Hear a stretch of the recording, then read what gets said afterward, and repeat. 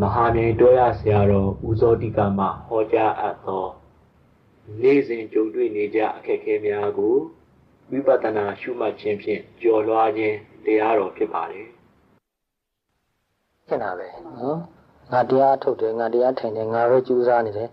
ငါတတိကောင်းနေတယ်ငါတမာတိကောင်းနေတယ်ငါအသိဉာဏ်လေးတွေတိုးလာနေတယ်အဲ့လိုငါဆိုတာလေးပါတယ်နော်။အဲ့လိုပဲအခုဘုန်းကြီးရဲ့တမီးကြီးဆိုလဲအချိန်တော်တော်များပြီ။အချိန်ယူပြီးတော့သွားတယ်ဒီတစ်ခါတော့သူ12ရက်လား13ရက်လားအချိန်ရတယ်။အခုတစ်ပတ်လောက်ရှိနေပြီနော်။တစ်ပတ်လောက်ရှိနေတော့သူသိတာကိုသိချာပြန်သိနေပြီ။အဲ့တော့သိတာကိုသိတယ်ဆိုရင်ဓမ္မနုပဒနာဖြစ်သွားပြီ။နော်။အဲ့တော့တရားအထုတ်ခါစားမှာကာယ ानु ပဒနာနဲ့စတယ်နော်။သူအထုတ်ခါစားတော့အာနာပါနနဲ့စတာပဲ။နောက်တစ်ဖြည်းဖြည်းနဲ့ဝေဒနာ ानु ပဒနာပါတွဲပြီးတော့ပါလာတယ်နော်။သူကအမှန်တော့သဘာဝတရားဆိုတာအကုန်လုံးတွဲပြီးတော့ဖြစ်တာပါပဲ။ကိုယ်ကအာယုံမပြုတ်တတ်သေးတာပဲရှိတာဘူး။အဲ့တော့သူအာယုံပြုတ်တတ်သွားတဲ့ခါကျတော့ဝေဒနာ ानु ပဒနာကိုသူအာယုံပြုလို့ရတယ်။ဝေဒနာဆိုတာမှလည်းကိုယ်မှဖြစ်တာလည်းပဲပါတယ်နော်။စိတ်မှဖြစ်တာလည်းဝေဒနာပဲနော်။ဟိုတောမနတဝေဒနာဒေါမနတဝေဒနာဥပ္ပခဝေဒနာဆိုတာစိတ်မှဖြစ်တာပဲနော်ခန္ဓာကိုယ်မှာလည်းပဲဒုက္ခဝေဒနာဒုက္ခဝေဒနာဒီလိုဖြစ်တာရှိတာပေါ့အဲ့တော့စိတ်မှဖြစ်တဲ့ဝေဒနာသဘောလေးတွေကိုပို့ပြီးတော့မြင်လာတယ်နော်နောက်တစ်ဖြည်းဖြည်းဒီထက်ကြာတဲ့အခါကျတော့စိတ်မှဖြစ်တဲ့အဲ့ဒီအတွေးလေးတွေကိုပို့ပြီးတော့သိလာတယ်အတွေးလေးတွေကိုသိသွားပြီးအတွေးရရပ်သွားတယ်ရှင်းသွားတယ်အဲ့လိုအတွေးရပြီးရှင်းသွားတာကိုလည်းသိကျဉ်တ်တယ်ဝန်တာတယ်နော်ဟိုစိတ်တော်ချမ်းသာတာကိုအတွေးမရှိဘဲနဲ့လောဘဒေါသလည်းဖြစ်လို့မရဘူးဘာမှမတွေးရင်လောဘဖြစ်လို့ရမလားမရပါဘူးသူလောဘဖြစ်เสียအာယုံကိုတွေးမှလောဘဆိုတာဖြစ်တာသူအလကားနေဖြစ်တာမှမဟုတ်တာဒေါသဖြစ်เสียအကြောင်းကိုရှာတွေးလိုက်ရင်ဒေါသဖြစ်မှာပဲနော်အဲ့လိုပဲမာနဖြစ်เสียအကြောင်းကိုရှာတွေးရင်မာနဖြစ်မှာပဲနော်ဥဒ္ဒမစ္စရိယမနာလိုဝန်တူစိတ်တွေဖြစ်เสียအကြောင်းတွေရှာပြီးတော့ဘယ်သူကတော့ငါထက်တာတော့တာငါတော့အဲ့ဒါသဘောမကျနိုင်ဘူးဘုမတာနိုင်ဘူးအမှန်တော့ငါတာရမှာပေါ့ဒီလိုသဘောတွေနဲ့တွေးတတ်တယ်မင်းတရားထိုင်နေနေဟုတ်တယ်ဘသူကတရားထုတ်တယ်ဆိုရင်ကိုနည်းနည်းသဘောမကျတော့နော်ထက်တာသွားပြီအဲ့တော့လူစိတ်မှာဘသူကဘသူထက်တာတယ်ဆိုတဲ့စိတ်ကတော်တော်များတယ်နော်တခြားဘယ်နဲ့လမ်းမှာကားမောင်းဝိုင်းနဲ့ကိုယ်ကောက်သူများကြော်တက်သွားရင်ကိုနည်းနည်းမကျင်တတ်ဘူးနော်စိတ်ကနည်းနည်းတူလာရောသူကငါ့ကိုဘာလို့ကြော်တက်တာတော့ဖြတ်ပြီးတော့ကိုယ်ရှိရနေဝင်လိုက်တယ်ဆိုရင်နည်းနည်းပဲစိတ်ကတူသွားတာတတိထားကြည့်ရင်သိတယ်နော်အဲ့လိုပဲဒေါသအကြီးစားရှိလို့ဒေါသအသေးစားလေးလည်းရှိတယ်ဥပမာတရားထိုင်နေတုန်းတယောက်ကတကားကိုဒုံနဲ့ပေးလိုက်တစ်ချက်တည်းဒေါသဖြစ်သွားတယ်စဉ်းစားနေတာမဟုတ်ဘူးနော်ဒီအာယုံကိုမနှစ်သက်ဘူးဒီလူကအလိုက်မသိလိုက်တာသူများတရားထိုင်နေတာကိုတကားပိတ်တာလည်းကျန်းတယ်ခြေတော့လမ်းလျှောက်တာလည်းဒုံနဲ့ကျန်းတယ်တရားထိုင်နေတဲ့ဒေါသတွေဖြစ်တယ်နော်တကယ်လို့ဆိုရင်စိတ်ကလေးအနောက်အလုံးကိုဆန်းတဲ့ဖြစ်တယ်ဗျာတရားထိုင်မှရတယ်မဟုတ်ဘူးသူဖြစ်သွားအဲ့အနက်ရတယ်တော့သူကဘာမှထွက်လာတယ်အဲ့ဒီစိတ်တွေပါကြည်တတ်ဖို့လိုတာနော်အဲ့လိုပဲတရားရည်သားမှာတရားထုတ်ရင်ဒီလိုတိမ်မွေးတဲ့ဒေါသလေးတွေကစဒိဋ္ဌာပြီးတော့ကြည့်မိတယ်ဒီမှာတရားပြဆရာစီမှာသွားပြီးတော့ကိုတရားစိတ်ခံတဲ့အခါမှာသူများတွေတရားရှောင်းတာနားထောင်ပြီးတော့သူများတွေကကောင်းတာတွေပြောနေဟုတ်လည်းမဟုတ်ပဲနဲ့အလကားရှောက်ကြွားနေတာတွေ့ရတာပဲနော်လူစိတ်လူဘာဝတို့တွေ့တဲ့လူတွေအများကြီးပါတို့ကိုယ်တိုင်ပြောပါတယ်ပြီးတော့စိတ်ထဲမှာအဲ့လိုတွေဖြစ်တယ်ဗျာတခါလေတွေးကြည့်တယ်တဲ့ငါတရားမထုတ်တော့မှနည်းနည်းကောင်းသေးတယ်တရားထုတ်မှပူတော်ဆိုးနေပြီလားမသိပါဘူးအမှန်တော့တရားထုတ်တော့ပူတရိထားမိတယ်ပူတရိထားမိတော့ဖြစ်မှန်းကိုပူသိလာတယ်ဆိုတော့ယောဂဖြစ်တော့ဖြစ်မှန်းမသိတဲ့လူနဲ့ယောဂဖြစ်တော့ဖြစ်မှန်းသိလို့ကုနေတဲ့လူနဲ့ဘယ်သူကအကျိုးများတယ်လေနော်ဖြစ်မှန်းသိလို့ကုနေတဲ့သူကသူကအကျိုးရှိတယ်ဖြစ်မှန်းမသိပဲနဲ့မကုတဲ့လူကသူကယောဂတနေ့တော့ဒုက္ခကြီးကျယ်ပေးမှာပဲပထမအစမှာမြုံနေတတ်တယ်ငုံနေတတ်တယ်နော်စောစောကသိရင်ပိုကောင်းတာပေါ့အဲ့လိုပဲတရားထုတ်နေဒီလိုစိတ်ကလေးတွေဖြစ်တာအစတီးလာတယ်ဟုတ်တော့ဒီစိတ်တွေအလုံးကင်းသွားတဲ့ခါလည်းရှိတယ်ကင်းသွားတဲ့ခါမှာစိတ်မှာအင်တန်ကြည်လင်အေးချမ်းပြီးတော့ပေါ့ပါလွတ်လာနေတော့လားအဲ့ဒီကျမှသဘောပေါက်တယ်လွတ်လပ်တယ်ဆိုတာကိရိတာမရှိမှလွတ်လပ်တာတခုခုလောဘဖြစ်ဖြစ်ဒေါသဖြစ်ဖြစ်မာနဖြစ်ဖြစ်ဣဒ္ဓမစ္စရိယဖြစ်ဖြစ်တခုခုကိလေသာရှိရင်လို့ရှိရင်စိတ်ကမလွတ်လပ်ဘူးမအေးချမ်းဘူးလေးလံတယ်ပင်ပန်းတယ်သူတို့မရှိတဲ့ခါမှာပင်ပန်းတာတော်ကိုတက်တာတယ်အဲ့ဒါကိုယ်တွေ့ဖြစ်လာတာပဲနော်တဖြည်းဖြည်းနဲ့အားထုတ်ရင်အဲ့တော့အလုတ်များလုံးလို့တတိမကတ်နေတဲ့ခါလည်းရှိချင်းရှိမှာပေါ့နော်လူလောကမှာအလုတ်တရားများတာ哦ဒါတော့မှအလေးကျင့်လို့မဆိုနည်းနည်းတော့ရပါတယ်ဒီနည်းနည်းလေးအလုတ်ပါတယ်ဆိုတာနဲ့လည်းချက်ချင်းတရားထုတ်တဲ့အချင်းလို့မှ10မိနစ်ရ2မိနစ်ရလုပ်ဖို့လိုတယ် အဲ့လိုလိုက်ခဏလေးဖြစ်ဖြစ်စိတ်ကပြန်ပြီးတော့အေးသွားတယ်ခဏလေးဖြစ်ဖြစ်ငြိမ်သွားတယ်စက္ကန့်ပိုင်းလေးငြိမ်သွားရင်တော့မှအင်မတန်အကျိုးများတယ်ဆိုတာနားလည်ဖို့လိုတယ်နော်အဲ့ဒါတခြားကိုယ်တွေ့ကြုံတဲ့ပုဂ္ဂိုလ်တွေကလည်းပြောပါတယ် even a moment a split second နော် moment of peacefulness can have great effect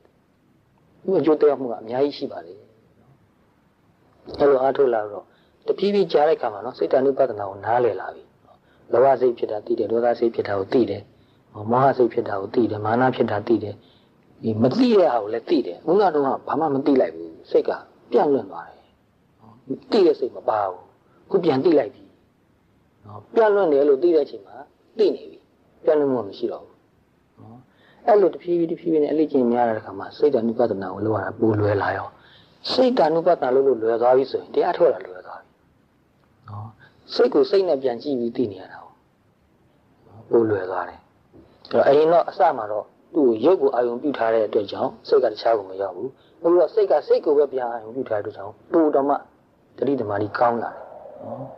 ်ဒီလိုနဲ့ပဲဆက်ပြီးတော့အထုတ်သွားလို့ရှိရင်အဲ့ဒီလောဘဒေါသတွေကင်းပြီးတော့ကြည်လင်အေးချမ်းတဲ့စိတ်လေးဖြစ်လာရောအဲ့လိုစိတ်လေးဖြစ်လာတဲ့အခါမှာအဲ့စိတ်ကိုကြည့်လို့ရှိရင်နော်ကြည်လင်နေတယ်အေးချမ်းနေတယ်လို့သိတယ်အဲ့ဒါသိရင်ဓမ္မနုပဒနာပဲနော်ဒီဘုဇင်9ပါးထဲမှာပါနေတာကိုနော်ပီတိဖြစ်နေပီတိဖြစ်တယ်လို့သိတယ်ပတ္တိဖြစ်နေပတ္တိဖြစ်တယ်လို့သိတယ်ပီတိဖြစ်တယ်ဆိုတာတရားထုတ်ကတော့ပြောနေတာစိတ်ဝင်စားနေတယ်မပြင်းနော်စိတ်ချမ်းသာနေတယ်ပတ္တိဖြစ်တယ်ဆိုတာအေးနေတယ်တကယ်အေးတယ်အေးတယ်ဆိုတာတကယ်ကိုအေးတာပဲစိတ်လည်းအေးပြီးတော့ခန္ဓာကိုယ်တောင်အေးတယ်လို့ခံစားရတယ်ပတ္တိကအေးချမ်းတာ哦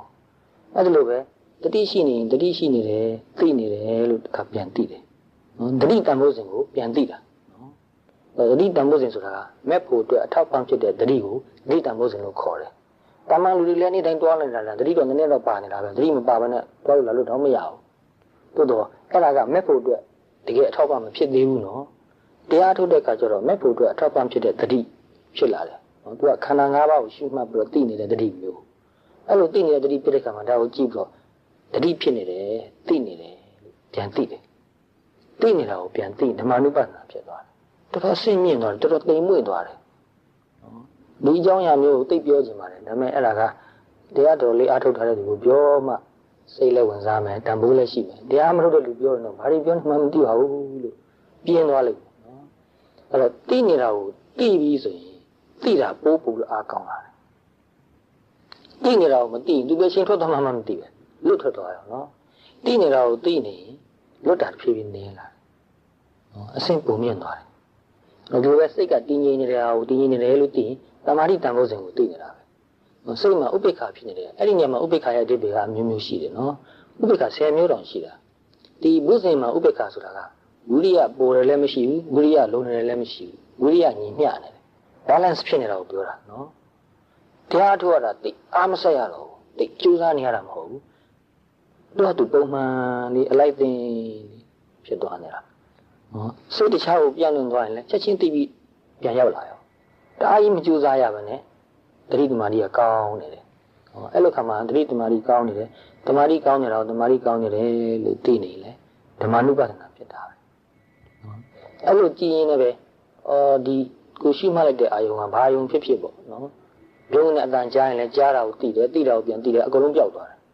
ပျောက်သွားတာကိုလည်းသိတယ်ရှင်းနေတာပဲပျောက်သွားတယ်ဆိုတာဘာမှကိုမကြံတော့အစအနကိုမကြံဘူးပျောက်သွားတယ်ဖြစ်ပြီးပျောက်သွားတာပါနော်ပြည့်တယ်လို့ပြောရမှာတဲ့ပျောက်သွားတယ်လို့ပြောတာဘိုးတော်မှန်နေတယ်နော်ဟုတ်တော့အဘာဝတော်အနိစ္စလို့ဒီလိုအနိစ္စရဲ့အဓိပ္ပာယ်ဖွင့်တာပေါ့နော်ဟုတ်တော့ဖြစ်လာပြီးအဘာဝတော်မရှိတော့ခြင်းဖြစ်လာပြီးတော့ချက်ချင်းမရှိတော့ဘူ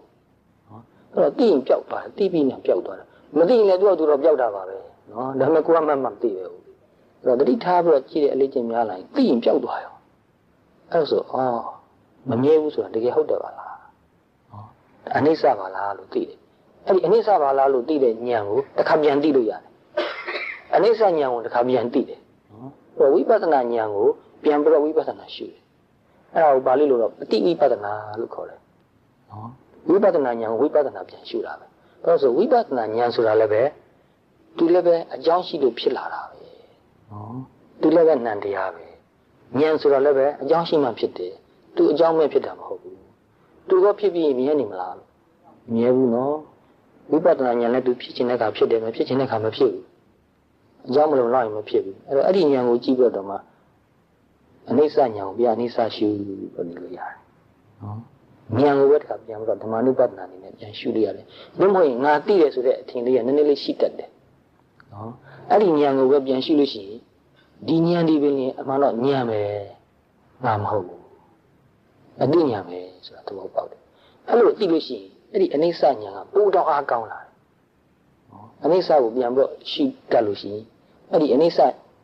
ကိုမြင်တဲ့ဉာဏ်ကိုပဲတခါပြန်ရှုရတဲ့ကြောင့်အနိစ္စဉာဏ်ပိုးတော့အားကောင်းလာတယ်နော်အဲ့လိုပဲအနတ္တလို့သိနေတဲ့အခါမှာသူ့သဘောသူဆောင်တော့ဖြစ်တာပဲကိုယ်လိုတိုင်းမှဖြစ်ပါလားဒါတွေးနေတာမဟုတ်ဘူးနော်တကယ်တရားထုတ်တဲ့အခါမှာတွေးတာမဟုတ်ဘူးဒီတိုင်းကြည်နေနေကိုသိနေတာသူ့အကြောင်းရှိလို့သူ့အတူဖြစ်သွားနေတာတွေပဲဘယ်သူကမှဖန်တီးနေတာမဟုတ်အဲ့လိုသိနေတဲ့အခါမှာဒီအနတ္တဉာဏ်ကိုတခါပြန်ရှုလို့ရတယ်အဲ့လိုပြန်ရှုလည်းပဲဓမ္မနုပဒနာဖြစ်တာလူတွေကခဏခဏမေးတယ်အရှင်မြတ်ဓမ္မနုပဒနာဆိုတာဘာလဲအဲ့ဒါနည်းနည်းလေးရေးမိအောင်ပြောပြချင်တာနော်အင်မတန်သိမ်မွေ့နေတယ်အင်မတန်စိတ်ဝင်စားစရာကောင်းတယ်အင်မတန်ပြောစရာလည်းကောင်းတယ်လို့ဆိုရမယ်အရှင်မြတ်အဲ့ဓမ္မနုပဒနာကိုမြင်ဖို့ဆိုလို့ရှိရင်ဒီတော့တမာလေးကိုအဲ့လိုမြင်နေရတဲ့တမာကြီးကအေးချမ်းပြရင်မှမြင်မှာပေါ့ဟုတ်တယ်ပထမဒီလိုပဲကာယ ानु ပဒနာနဲ့စပြီးတော့တဖြည်းဖြည်းဝေဒနာ ानु ပဒနာတဖြည်းဖြည်းစိတ်တ ानु ပဒနာစိတ်တ ानु ပဒနာကိုလုံနိုင်သွားပြီဆိုရင်စိတ်ရဲ့အခြေအနေကိုကြည့်တတ်သွားပြီဒီဉာဏ်ဆိုတာလည်းစိတ်ထဲမှာဖြစ်တာပဲနော်အေးချမ်းမှုဆိုတာလည်းစိတ်မှာဖြစ်နေတဲ့စိတ်ရဲ့ quality တစ်ခုပဲအဲ့တော့စိတ်ရဲ့ quality တွေအများကြီးရှိတယ်ဒီစိတ်တစ်ခုဖြစ်လိုက်တဲ့နဲ့မြင်ဒီစိတ်တစ်ခုတည်းမှာ quality ကအများကြီးပါနေတယ်နော်သူ့ဂုဏ်သူ့အရေးအသွေးအများကြီးပါနေတာတည်ငြိမ်မှုနဲ့အေးချမ်းမှုနဲ့တွဲပြီးပါလာတာတည်ငြိမ်မှုနဲ့အေးချမ်းမှုနဲ့သိမှုနဲ့တတိနဲ့ဉာဏ်ပညာနဲ့လည်းတွဲရဖြစ်နေတာပဲသူတို့ချင်းအမြဲတမ်းတွဲလိုက်ဖြစ်တာပေါ့နော်စိတ်တစ်ခုဖြစ်ရင်စိတ်တတိပေါင်းအနည်းဆုံး36ခုလောက်ဖြစ်ရတာပေါ့36ခုအကုန်လုံးတော့မြင်မှမြင်မယ်နော်စိတ်ပေါ်မှာလိုက်ပြီးတော့ဒီထက်ပိုတာလည်းရှိတယ်39မျိုးဖြစ်တာလည်းရှိတာပဲအဲ့တော့အဲ့ဒီတည်းကထင်ရှားတာကိုကြည့်လို့ရတယ်တခါလေတရားတွေဖြစ်နေတယ်တရားထုတ်ရတာကောင်းလိုက်တာဘုရားကိုကျေးဇူးတင်လိုက်တာကိုယ်ဆရာတော်တွေကိုကျေးဇူးတင်လိုက်တာတရားထုတ်ဖို့နီးပေးလို့သင်ပေးလို့ဆုံးမလို့တရားတွေဖြစ်ပီတိတွေဖြစ်အဲ့ဒီစိတ်ကိုပြန်ကြည့်လို့ရတယ်တရားတွေအများဖြစ်နေတယ်ပီတိတွေအများဖြစ်နေတယ်အဲ့လိုပြန်ကြည့်နိုင်ရင်လည်းပဲဓမ္မနုပဒနာဖြစ်နေတာအဲ့လိုကြည့်တတ်လို့ရှိရင်ဒီတရားတော့ဒီပီတိတို့ကလည်းပဲသူတို့လည်းပဲနန္တရားပဲပုဂ္ဂိုလ်မဟုတ်တော်မဟုတ်ငါလည်းမဟုတ်ငါဖန်တီးယူလို့လည်းအမြဲတမ်းမရနိုင်ဘူးလေ့ကျင့်ပွားများလို့သူဖြစ်တဲ့ခါမှာဖြစ်လာတဲ့သဘောတွေပဲဆိုတော့သိတာဟုတ်နော်အဲ့လိုပဲတခြားဘယ်လိုဟာပဲဖြစ်နေပေါ့သူ့သဘောမျှပဲဆိုတာကိုသိနေတဲ့ခါမှာဓမ္မနုပဒနာဖြစ်တယ်လူကျင်တဲ့စိတ်ဖြစ်လာတယ်လူကျင်တဲ့သဘောမျှပဲဆိုတာသိနေတယ်အဲ့လိုဖြစ်လာပြီဆိုရင်တရားထုတ်တာပို့ပြီးတော့တိမ်မွေ့လာတယ်နည်းနည်းလာတယ်ဉာဏ်ကြီးတဲ့လူကအဲ့လိုအစိတ်ကိုရောက်သွားရင်တရားထုတ်တော့ပို့စိတ်ဝင်စားတယ်ဒါကြောင့်စတာကတော့ကာယ ानु ပဒနာနဲ့စကြတာပဲများပါတယ်နော်ဘုန်းကြီးတို့လည်းကာယ ानु ပဒနာအာနာပါနနဲ့ပဲစခဲ့တာပဲ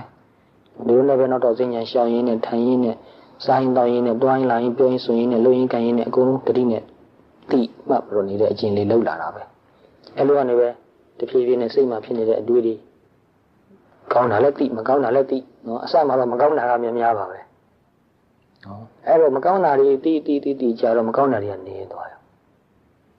အဲ့မကောင်းတာတွေကိုလည်းစိတ်ဝင်စားဖို့လိုတယ်သူလည်းစိတ်ဝင်စားစရာကောင်းတာပဲနော်ကောင်းတာလည်းစိတ်ဝင်စားစရာကောင်းတယ်လို့မကောင်းတာလည်းစိတ်ဝင်စားစရာကောင်းတာပဲလောဘဖြစ်လာပုံလေးကိုကြည့်ပြီးတော့စိတ်ဝင်စားတယ်လောဘကဒီလိုဖြစ်လာတာကိုအောင်စရာကောင်းတယ်ဒေါသဖြစ်လာပုံလေးကြည့်ပြီးတော့စိတ်ဝင်စားတယ်မာနဖြစ်ပုံလေးကြည့်ပြီးတော့စိတ်ဝင်စားတယ်ဘာမှမဟုတ်တာလေးနဲ့သူကဘလို့ငါကဘလို့ဒီလိုတွေးလေးတွေဖြစ်နေတာအလကားအလှုပ်ရှုပ်တာပဲအလကားစိတ်ပင်ပန်းတာပဲအဲ့ဒါလေးတို့ကြည့်ပါများလာတော့သူတို့တဖြည်းဖြည်းအာနေပြီးပါသွားတော့ကြည်လင်အေးချမ်းတဲ့စိတ်လေးဖြစ်လာရောကြည်လင်အေးချမ်းတဲ့စိတ်ဖြစ်တဲ့အခါမှာအဲ့ဒီကြည်လင်အေးချမ်းတဲ့စိတ်ကိုပဲတခါပြန်ရှိကြည့်ပြီးတော့တည်ပြီးတော့နေတာအဲ့တော့သူဖြစ်သွားမှာပဲကြိုးစားပြီးတော့အားထုတ်လို့ရှိရင်လူဆိုရဲ့လူအသိဉာဏ်ရဲ့သဘာဝကတစ်ခုခုကိုကောင်းကောင်းသိပြီးသွားရင်သူ့ထက်အဆင့်မြင့်တဲ့ဘက်ကိုအလိုလိုတက်သွားတယ်အဲ့ဒီတစ်ခုကိုကောင်းကောင်းသိသွားပြီဆိုရင်သူ့ထက်အဆင့်မြင့်တဲ့ဘက်ကိုအလိုလိုပဲတက်သွားတယ်အဲ့တော့ဖြစ်တာကိုတမင်နိုင်သိဖို့ပဲလိုတယ်အဲ့လိုတရားထုတ်တဲ့လေ့ကျင့်များပြီးကိုယ်စိတ်ကိုကိုသိလာတဲ့လူဟာအပြင်လောကမှာတွားလာရင်လည်းပဲနည်းနည်းတော့ကိုယ်စိတ်ကိုသိနေတယ်လုံးလုံးကြီးလွတ်မသွားဘူး တရားဣဒ္ဓမှာအထုတုံးကလောက်တော့ဒီသမာဓိကောင်းခြင်းမှာကောင်းမယ်ဒါပေမဲ့နည်းနည်းတော့တည်နေတယ်တည်နေတဲ့ကြောင့်တိတ်ခနဲ့စိတ်ကတစ်ခုဖြစ်သွားရင်ချက်ချင်းတည်လိုက်တယ်နော်အဲ့တော့အကြီးကြီးစိတ်ဆိုးတာတို့ဘာလို့မဖြစ်ဘူးနော်လောဘလည်းပဲကြည်တိတ်ပြီးပြင်းပြင်းထန်ထန်မဖြစ်ဘူးဒေါသလည်းပြင်းပြင်းထန်ထန်မဖြစ်ဘူးနည်းနည်းတော့လေးဖြစ်ပြီးတော့ပျောက်သွားတယ်မာနဆိုလည်းလိုပဲဖြစ်အောင်မှာပဲနော်ဖြစ်ပြီးရင်ခဏလေးဖြစ်ပြီးပျောက်သွားတယ်သူ့ကိုကြည့်လိုက်တာကိုသူ့ကိုသိနေတော့သူအားကောင်းမလားဘူးသူ့အားပေးမနေဘူးတာမအဖြစ်လူတွေကတမင်ကတော့အားပေးတယ်ငါကဘလို့ငါဘလောက်တတ်တာငါဘလောက်တည်တာငါဘလောက်ချမ်းသာတာငါဘလောက်အစင်သားမြင်တာတွေးပြီးတော့မာနတွေဖြစ်တယ်နော်သူကဘာဟုတ်လို့တော့အဲ့လိုတွေးနေတတ်တာဟုတ်တမင်ကမာနကိုအားပေးတယ်တမင်ကကိုအိတ်တမျိုးစိတ်ဓာတ်ဖြစ်အောင်ကိုယ့်ကိုအားပေးနေတာရှိတယ်တမင်ကဒေါသဖြစ်เสียတွေရှာတွေးပြီးဒေါသဖြစ်နေတာတွေရှိတယ်ဒါမရင်းနဲ့နေတဲ့လူကအဲ့လိုတမင်ကဖြစ်အောင်မလုပ်ဘူးသူတတိလက်လို့ဖြစ်သွားလို့သူဟာသူအနုတ္တိယကိလေသာရှိနေတဲ့အတွက်ကြောင့်အာယုန်တစ်ခုနဲ့တွေ့တဲ့အခါမှာနှလုံးသွင်းမှုမမှန်လို့လောဘဖြစ်ဒေါသဖြစ်လာတဲ့အခါမှာသူ့ကိုသိလိုက်တယ်သိတဲ့အတွက်ကြောင့်သူ့အားမပေးတော့မသိရင်တမင်ကတော့အားပေးတာကျောင်းနဲ့တယောက်တော့အားပေးနေကြတာကြားမှာပဲနော်လူတွေကတယောက်ကိုတယောက်လောဘအားကြီးအောင်အားပေးနေကြတာဘယ်ဟာဘလို့ကောင်းတာမလို့ချင်းအောင်ပြောပေးနေတာရှိမှာပဲကြားဘူးတယ်မဟုတ်လားနော်တယောက်ဒေါသဖြစ်အောင်လည်းအားပေးတယ်နင့်ကဘယ်သူကဘလို့ပြောတာဒေါသမဖြစ်အောင်သွားပြီးတော့မြောက်ပေးနေတာအဲ့တော့တတိနဲ့နေတဲ့လူကအဲ့လိုသူများကိုလာမြောက်ပေးလဲမရဘူးအဲ့ဒါမျိုးတွေကိုလက်ခံပြီးယူထားအောင်နော်ကိုယ်စိတ်ကိုကြည့်ပြီးတော့အေးချင်းအင်းကြီးအောင်ထားလိုက်တယ်ဖြစ်လာတဲ့ကိစ္စကိုအကောင်းဆုံးနည်းနဲ့တော့ဖြေရှင်းအောင်မှာပဲဘာမှမလုပ်ဘဲတော့နေမှာမဟုတ်ဘူးနော်တတိလေးနဲ့ညံလေးနဲ့အကောင်းဆုံးနည်းကိုရှာပြီးတော့ဖြေရှင်းမယ်တချို့ကိစ္စတွေကဘာမှမလုပ်ဘဲနေလိုက်တာအေးသွားတယ်တချို့ကိစ္စတွေကမဖြေရှင်းတာကောင်းတယ်ဖြေရှင်းနေမှပြဿနာပိုကြီးလာတာလည်းရှိတယ်နော်အဲ့တော့ကိုညံနဲ့ကိုကြည့်ပြီးတော့ဒီကိစ္စကဘာလုပ်တင်တယ်လဲရှင်းပြရရင်ကောင်းမလားဘာမှမပြောဘဲနေလိုက်ရင်ကောင်းမလားတချို့ကိစ္စဆိုလဲသူပြီးသွားမှာပဲဘာမှပြောမနေတော့ဘူးရှင်းပြမှဖြစ်မယ်ဆိုလည်းပဲအေးစစ်စစ်အစဉ်ပြေတဲ့အခါအချိန်ကောင်းတဲ့အခါအေးစစ်ရှင်းပြမယ်ဒေါသနဲ့မလုပ်တော့ဘူးလောဘလည်းနည်းလာတယ်ဒေါသလည်းနည်းလာတယ်မာနလည်းနည်းလာတယ်အိတ်တမျိုးစီလည်းနည်းလာတယ်စိတ်ကပူပြီးကြည်လင်အေးချမ်းလာတယ်အေးချမ်းလာပြီးတော့အသိဉာဏ်လည်းပူပြီးထက်မြက်လာတယ်အဲ့လိုခါမှာ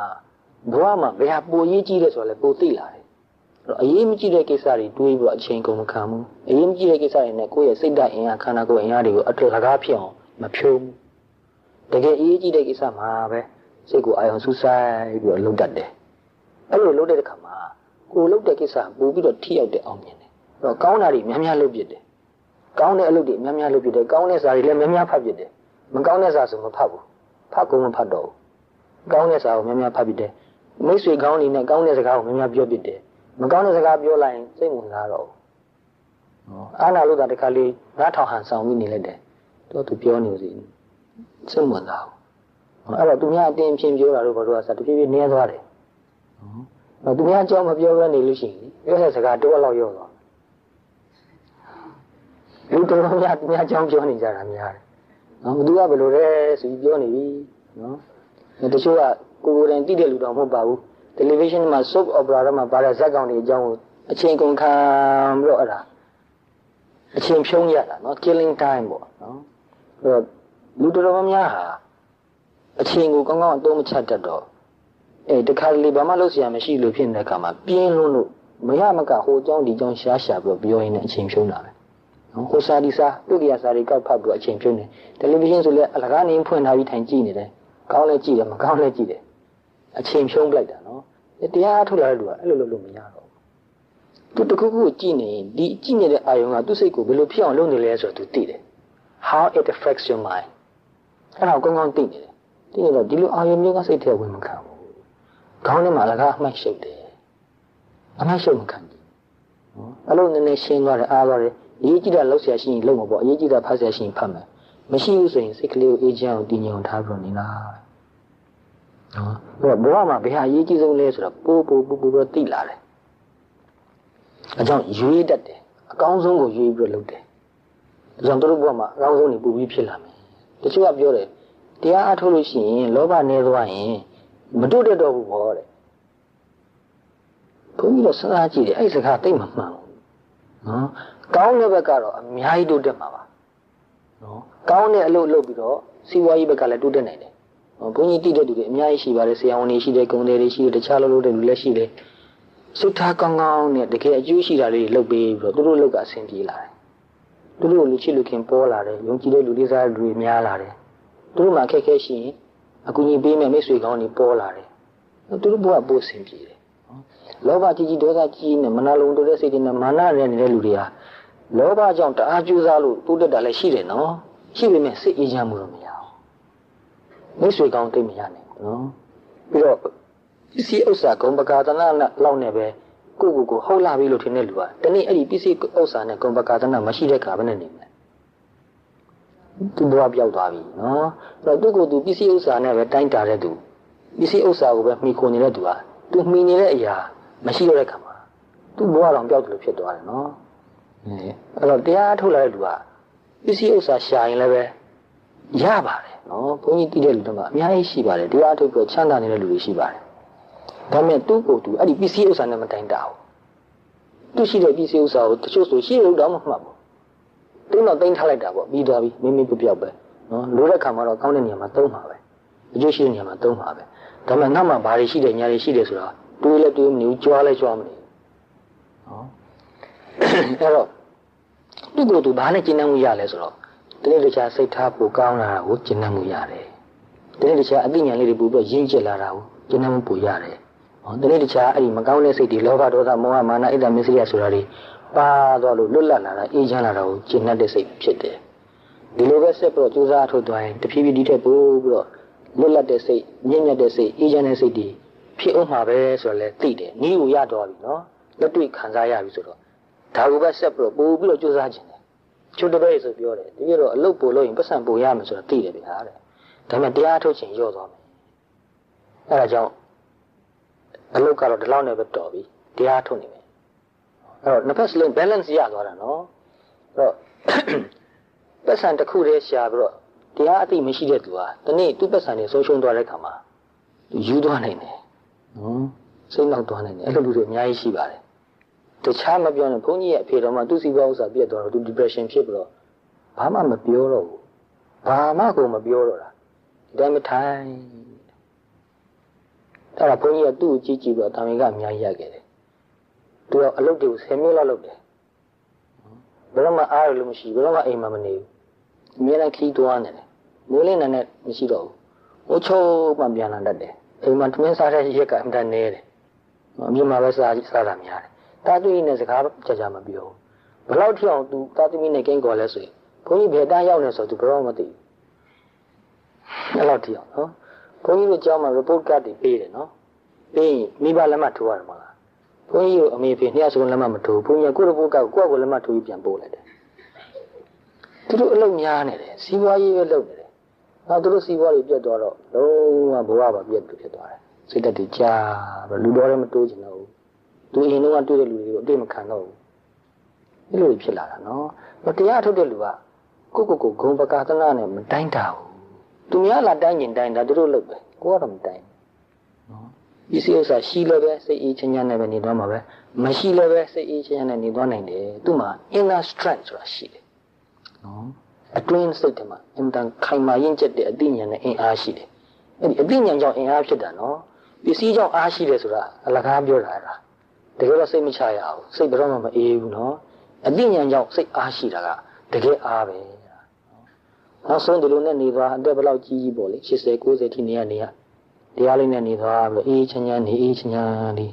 ဒီတဲ့ထီအောင်နေလို့ရတယ်။ဒါကြောင့်တစ်ဖက်ကစီးပွားရေးတွေအလုပ်တွေလုပ်ရင်းနေနောက်တစ်ဖက်ကတရားပါတခါတည်းတွဲသွားမှာ။ဟောတချို့ကတော့အခုမဟုတ်သေးပါဘူးပြင်ဆင်ရပြီးမှလုပ်မယ်။အဲ့လိုဆိုတော့နည်းနည်းတော့နှောင့်ကြနေမှထင်တယ်။သို့တော့လုပ်လို့တော့ရပါတယ်။တချို့လည်းအဲ့လိုအချိန်ကျမှလုပ်လို့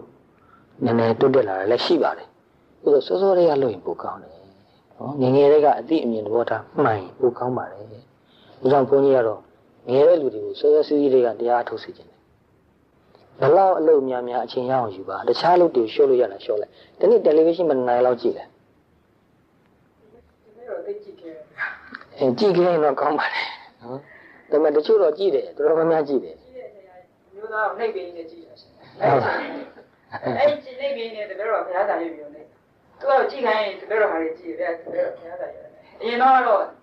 ကဂျာမအလုပ်ကို full time လုပ်တဲ့အခါကျတော့တရားထိုင်အဲ့ချိန်မှာတရားတော်လေးကိုမထိုင်ပြတဲ့အခါကျတော့အဲ့ချိန်မှာတော်တော်စိတ်တူကိုစိတ်ကိုမြင်တဲ့အချိန်တော်တော်နေ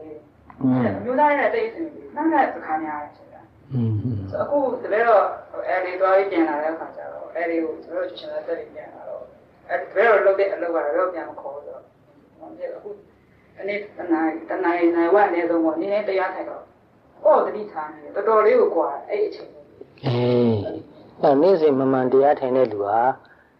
တွေ့ကြုံလာတဲ့အတွေ့အကြုံတွေပေါ်မှာတုံ့ပြန်တဲ့အခါ react လုပ်တာ automatic မဖြစ်တော့တတိမပါဘဲနဲ့ဒေါသဖြစ်တာမျိုးနည်းသွားတယ်နော်အဲ့တော့တတိလေးရှိနေတဲ့အတွက်ကြောင့်တခုခုဖြစ်လာရင်ဒါလေးကိုတတိလေးနဲ့ညာလေးနဲ့ကြည့်ပြီးတော့အကောင်းဆုံးဖြစ်အောင်ပြောလိုက်တယ်အကောင်းဆုံးဖြစ်အောင်လုပ်လိုက်တာပဲတချို့နေရာတွေမှာတိခံတယ်လောက်တော့တိခံလိုက်တာပဲတိခံတယ်ဆိုရင်ဘာမှပြန်မပြောရတော့မဟုတ်ဘူးနော်အေးစစ်စစ်တော့ပြန်ပြောမှာပဲဒါကြောင့်ဒီကမာကြီးပြောသလိုပဲတတိနဲ့နေတဲ့လေ့ကျင့်များလာတဲ့လူကိုယ်စိတ်ကိုတိလာတဲ့လူစိတ်အေးချမ်းလာတဲ့လူဟာပေါင်းနဲ့ဆက်ဆံရေးမှာလည်းပို့ပြီးတော့အဆင်ပြေတယ်အဲ့တော့ကိုယ့်ရဲ့တည်ငြိမ်အေးချမ်းမှုကိုလည်းပတ်ဝန်းကျင်ကမြင်တဲ့အခါမှာကိုယ့်ဘက်မှာလေးစားမှုပိုရှိလာလို့အရင်လိုကိုယ့်ကိုစီမံကမ်းမဲ့ပြောချင်လို့မပြောတော့ဘူးနည်းနည်းတော့သူ့ဟာသူလည်းထိန်းတော့လာပဲအဲ့တော့ကိုယ့်ရဲ့တည်ငြိမ်အေးချမ်းမှုကသူ့ဘက်မှာလွှမ်းမိုးမှုတစ်မျိုးတော့ရှိတယ်ဒါကြောင့်ကိုယ့်ကိုသူများဘယ်လိုဆက်ဆံလဲဆိုတာကကိုယ်ဘယ်လိုလူလဲဆိုတော့ဘာမှလည်းမဟုတ်တည်တယ်ကိုယ်ကစီမံကမ်းမဲ့ပြောချင်ရင်ပြောနေသူတို့ကလည်းကိုယ့်ကိုစီမံကမ်းမဲ့ပြောချင်ပြောမှာပဲကိုယ်ကတတိလေးနဲ့ညာရင်းနဲ့ဆင်ခြင်ပြီးတော့ပြောတဲ့စကားလောက်ပဲထင်းထင်းထင်းထင်းပြောမယ်ဆိုရင်ကြာရင်သူတို့ကတိလာတယ်သူကထင်းထင်းထင်းထင်းပြောတတ်တယ်စကားကိုစီမံကမ်းမဲ့မပြောဘူးဆိုရင်အဲ့ဒါနဲ့ကိုပဲကိုယ့်ကိုပါလေးစားလာတယ်သူ့ဘက်ကလည်းပဲထင်းထင်းထင်းပြောလာအဲ့လိုဆိုရင်နှုတ်စလုံးအတွက်အများကြီးအဆင်ပြေတယ်နော်ဒီအောင်တရားထုတ်တာလောကီအတွက်လည်းအတိုင်းကျိုးများပါတယ်တရား5-6လလောက်ပြတ်သွားတယ်တကယ်တော့စိတ်ကြိုင်းလာတာပဲဒါလည်းစက်တိုင်းမထိုင်မိလိုက်ဘူး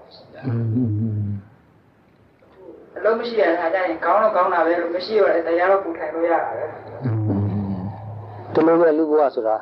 အစဉ်ပြေတဲ့ခါလည်းရှိတယ်အစဉ်မပြေတဲ့ခါလည်းရှိတယ်ဒီအစဉ်မပြေတဲ့ခါမှာလည်းပဲကိုရှိတဲ့အချိန်လေးကိုတဏ္ဍလောက်တန်ဖို့အရှိဆုံးဖြစ်အောင်နေသွားမယ်ဆိုရင်တဖြည်းဖြည်းနဲ့အစဉ်ပြေတဲ့ဘက်ကိုတစ်ခါပြန်ရောက်လာအောင်ပါပဲဆရာတို့ပြောတော့မိဘရဲ့ဟွာတွေပေါ့အားလေးတန်းနေတော့ငယ်တဲ့ဟိုတရားမှတ်ပြီးခဲ့ပါတယ်ဟိုငယ်တော့ကြီးတော့တယ်ပြီးတော့ပြောကြတော့ဘကူအထွက်ပြီးတော့ကားမောက်တယ်ကားမောက်တော့ကားပေါ်မှာတော့၄ယောက်လောက်ပြီးသွားတယ်ပြီးတော့လည်းကျန်တဲ့လူတွေဘကူစီကိုမှတ်ဖို့နေတယ်ပြီးတော့ဖတ်ကြည့်ပြီးတော့သူတွေကတော့မဖက်ဘူးတော်တော်နာပါညှက်ပြီးတော့ညီရတော့တော်တော်ထိ short ပါရပါပြာတော့ရှင်းတယ်။တရားတော့မသိ။အဲ့ဒီမှာမှတ်တဲ့အခါမှာပြီးတော့ဒီကနေ့နဲ့တွေ့တဲ့အခါကျတော့ဒီမလားမသိဘူး။ခုမှလည်းဘာဖြစ်မှလည်းမသိရဲ့။ဆိုတော့အဲ့မှာပြီးတော့လူကလှုပ်ထားတဲ့ဘူးတော့မှတ်ကြည့်တာပဲ။မှတ်ကြည့်တဲ့အခါကျတော့ဒီစိတ်ကူရတယ်မှတ်လို့ကမရဘူးဗျာ။မှတ်တဲ့ဟာတွေလည်းကျဲနေပြီးတော့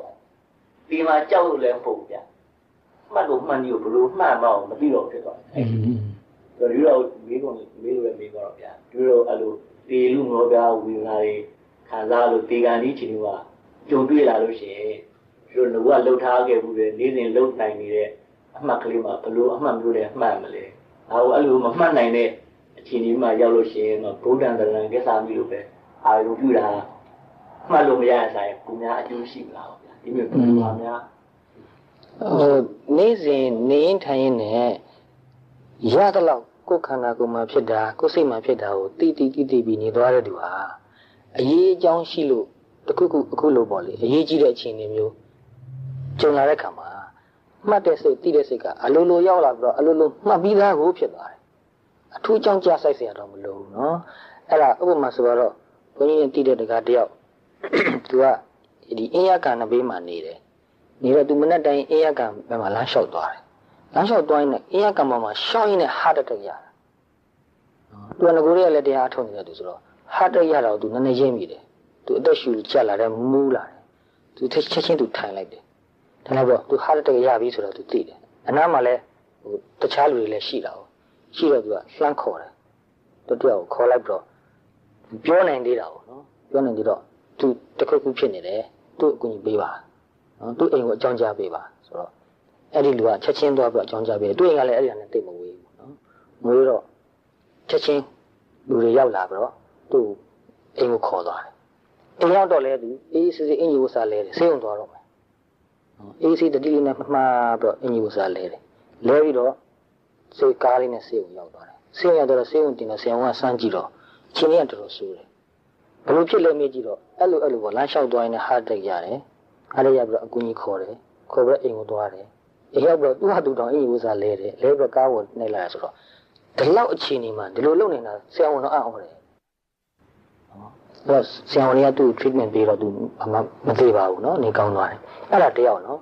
နောက်တယောက်လည်းလို့ပဲအဲ့ဒါတော့ပြင်မနာမှာသူကမြေထားဌာနမှာလုပ်တယ်เนาะအဲ့လိုပဲညဘက်မှာအဲ့ဒီမှာအိမ်နေရင်းနဲ့ပဲတဖြည်းဖြည်းအသက်ရှူကျတယ်လို့ဖြစ်လာတော့စကားပြောလို့မရတော့ညတော့သူရုံးကံပြီးတော့သူအနံတော့ရအောင်ထွက်တယ်ထွက်တော့သူ့မိမရောက်လာရော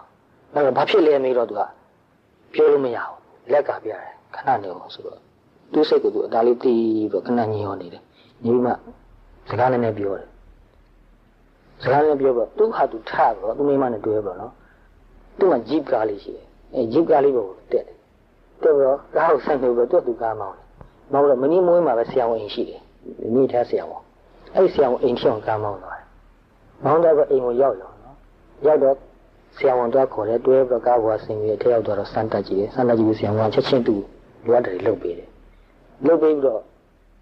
ဆရာဝန်လည်းပြောတယ်ဒီလောက်အချိန်နေနဲ့ကားမောင်းပြီးတော့လာတာကိုတော်တော်အံ့ဩပါတယ်သူမိမကားမောင်းတော့မလူရှိဆရာဝန်တော့ခေါ်နေဖို့လဲဖြစ်ချင်မှဖြစ်မယ်နော်အဲ့တော့တွားတာပဲသူဘာလို့လဲဆိုတော့သူတရားထုတ်တဲ့အလေးချင်းအများကြီးရှိတယ်ရှိတော့သူ့အခြေအနေဆိုးတယ်ဆိုတော့သူသိပြီမဲ့တတိလေးနဲ့သူတီးပြီးတော့ထိန်းထားပြီးတော့လှုပ်တဲ့နာကိုအေးစစ်စစ်လှုပ်သွားတယ်နော်ဆရာဝန်တော့ခေါ်နေတော့ကြာနေဦးမတော်သူဟာရမြန်ရောက်သွားရောအဲ့လိုလူတွေအများကြီးကြားဘူးတယ်နော်အရေးကြီးတာကနေ့စဉ်အလေးချင်းလှုပ်ထားဘူးအလေးချင်းမလှုပ်ပဲနဲ့အကြောင်းစုံတဲ့ခါကျမှတေလူမျိုးဝဖြစ်တဲ့ခါမှာဗျာများပြီးတော့ဘာလို့ရမလဲလို့တွေးနေ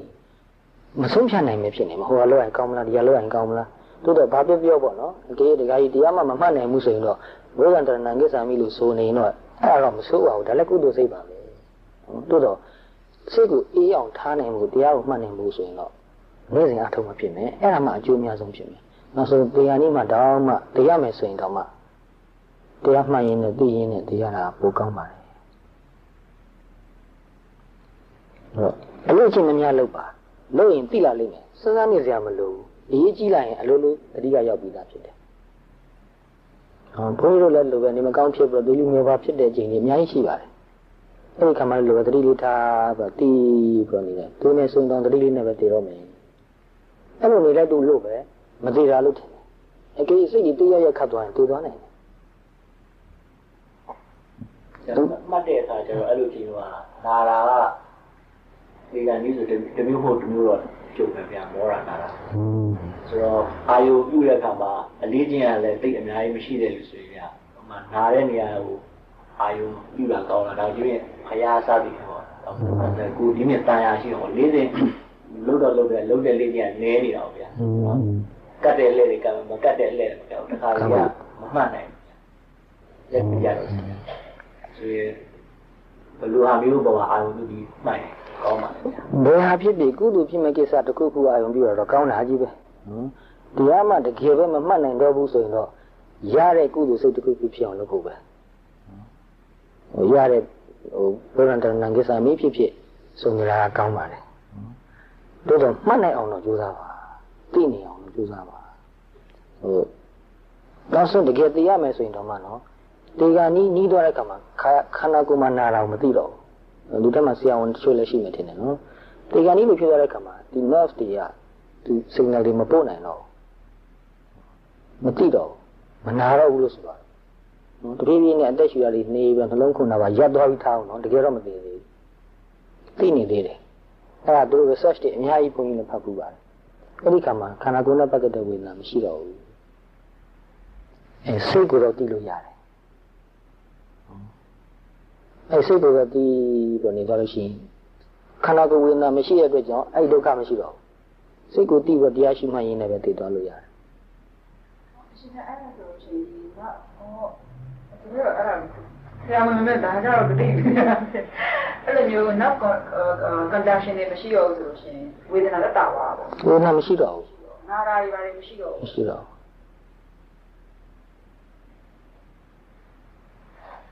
ဒါကနောက်ဆုံးအချိန်မှာမှတ်လို့ရတာစိတ်ပဲရှိတယ်သိလို့ရတာပေါ့နောက်ဆုံးအချိန်မှာစိတ်ပဲရှိတယ်ဒါကြောင့်စိတ်ကိုကြည့်တဲ့အလေးချင်းများများလုပ်ပါဟုတ်ပါဗျာကျွန်တော်မလေးကလည်းဒီစီမှာဟောတာပြောနာပါဗျာပြီးတော့သဘောကျဆုံးလေးဟောတာဗျာပြောစားကုသိုလ်ရတယ်ဆိုတာကိုလူပြောသင်ပြမှမသိဘူးကျွန်တော်ဗျာ interpret လုပ်လိုက်တော့ကုသိုလ်ရတယ်ဆိုတာတော့ကုသိုလ်စိတ်ကလေးအဲ့ဒီကာလမှာကုစိတ်ထဲမှာဖြစ်နေတာဖြစ်တာပေါ့ဟုတ်တာပေါ့အဲ့လိုကုသိုလ်ရတယ်လို့ခေါ်တာအာကုသိုလ်လည်းဒုတိယအောင်ဆရာကလည်းပြောသွားတယ်ကaction potential လားလို့ကျွန်တော်ပြောသူစိတ်တိုင်းမှာ potential energy ဆိုတာရှိနေတယ်ဆိုကြပြီးတော့ဘဝကုလာဖြစ်ဖြစ်နောက်တစ်ဘဝဖြစ်တာဖြစ်ကုသိုလ်လုပ်ထားတဲ့အကုသိုလ်စိတ်က energy action potential နေတဲ့ဒီအောင်ပြီးတော့တစ်ခုပြီးတစ်ခုကူသွားပြီးဖြစ်နေတယ်ဟုတ်တယ်အဲ့လိုသဘောပါပဲနောက်တစ်ဘဝကုလို့လည်းဒီ action potential ပဲအကျိုးပြီးတော့နောက်တစ်ဘဝဆက်သွားဟုတ်တယ်မြတ်စွာဘုရားလည်းအဲ့လိုပဲဟောခဲ့တာဟုတ်တယ်